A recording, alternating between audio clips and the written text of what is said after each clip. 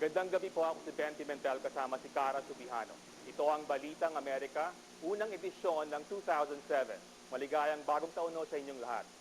Mga Pilipinong gustong maging U.S. citizen, baka ito na ang pagkakataon. The U.S. Defense Department is studying the possibility of recruiting more non-citizens and even foreigners to help fight the war. About 35,000 more troops are needed in Iraq. U.S. military personnel are already stretched too thinly, the Pentagon says. Filipino community leaders agree this is a cause worth lobbying for. If Congress approves this proposal, many Filipinos will find themselves on the fast track to U.S. citizenship. Ito ang ating top story, hatid ni Christy Morales.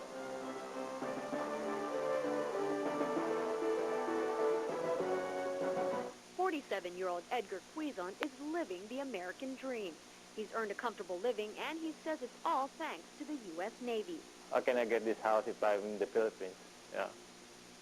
I feel like I'm successful. At the time, the 1947 military bases agreement still existed, enabling the U.S. to recruit Filipinos. But that stopped in 1992, shortly after the Philippine Senate refused to renew this accord, marking the end of U.S. bases in the country.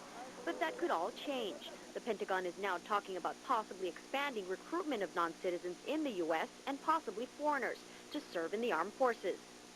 If there is such a requirement to augment present troop strength, that will require, an act of Congress to reenact, say, that old program that goes to the Philippines, or to allow other nationals into the services.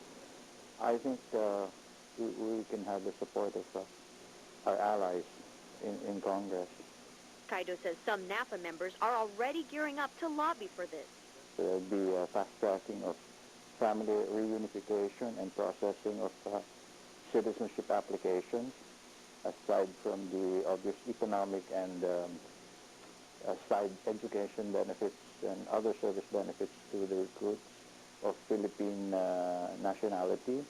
The U.S. military is already hard-pressed to increase the size of its forces.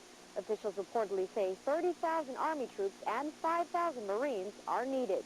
The conflicts in Iraq and Afghanistan have strained forces, forcing troops to serve multiple tours in combat. If the U.S. military opened its doors to Filipino non-citizens here and abroad, Kaido says this would resolve the shortage. He adds that PhilAm leaders have discussed approaching House Leader Nancy Pelosi's staff for support. While it's still just a plan, he believes many members of the U.S. Congress would support this move. But critics fear foreigners enlisted would function as mercenaries, or that recruiting them may make the U.S. more vulnerable to a terrorist attack. At the same time, immigrant rights groups have chimed in against this, saying immigrant recruits would be the first deployed to the front lines in Iraq. Meanwhile, the Army and the Department of Homeland Security have expedited citizenship for enlisted non-citizens. While there's still much debate over this issue, former servicemen like Quizon are supportive of the foreign recruitment plan.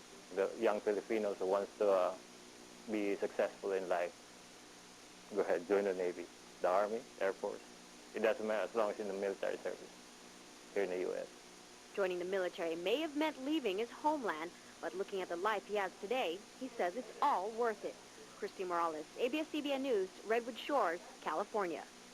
But even while the U.S. Defense Department considers that move, in the Philippines, Malacanang has called for a review of its visiting forces agreement with the United States.